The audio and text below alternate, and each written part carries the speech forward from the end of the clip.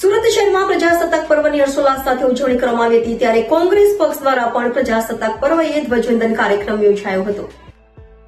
26મી જાન્યુઆરી પ્રજાસત્તાક પર્વની દેશભરમાં બાન અને શાંતિ ઉજવણી કરાઈ હતી, ત્યારે સુરત શહેર કોંગ્રેસ સમિતિ દ્વારા પણ નાનપુરા ખાતે આવેલ કોંગ્રેસ કાર્યાલયે ધ્વજવંદન કાર્યક્રમ યોજાયો હતો।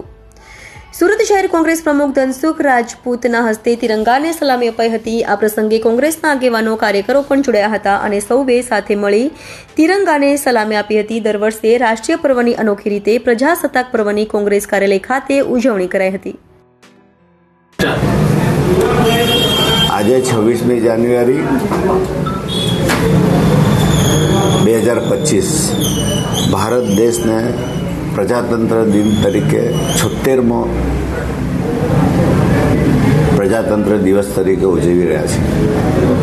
આજે સુરત શહેર કોંગ્રેસ સમિતિના તમામ સભ્યો હાજર રહ્યા અને ધ્વજવંદન કર્યું। અને આજે હું શહેર દેશવાસીઓને સંદેશ આપવા માંગુ છું કે આપણો આ પ્રજાસત્તાક દિન જે છે એમાં જે સંવિધાનિક અધિકારો જે મળ્યા છે એ છેવાડાના માણસો સુધી પહોંચે એ માટેના પ્રયાસો અમે આપ બધા મળીને કરીએ।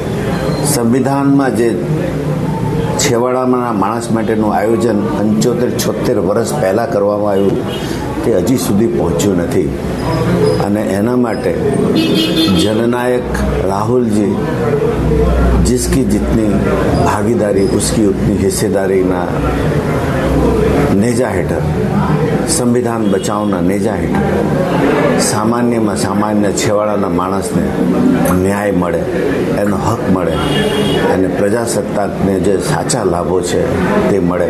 બાબા સાહેબનો જે સંદેશ છે કે મારા સંવિધાનની તારીફ ના થાય પણ મારા સંવિધાનનો અમલ થાય એ બહુ જરૂરી છે।